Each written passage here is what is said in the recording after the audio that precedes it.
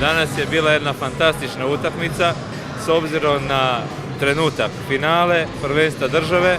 Ekipe su pokazale zaista dobru igru. Bilo je tu i trenutaka kad ta igra nije bila toliko dobra, ali ono što su moji dečki danas pružili, ja im skidam kapu.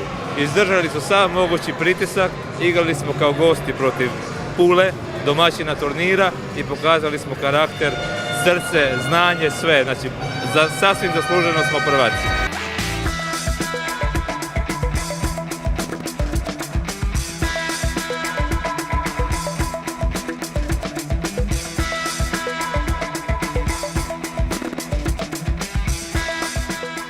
Jako sam zadovoljan u prvom redu s organizacijom, besprijekorno.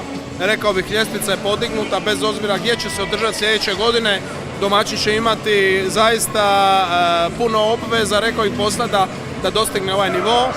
Bočanje je bilo dobro, polufinalu malo lošije, ekipe su se tražile, ali u finale, rekao bih, onako baš dobro za gledatelje, napeto do kraja, i sve čestitke Istri Poreč na osvojenom prvenstvu Hrvatske.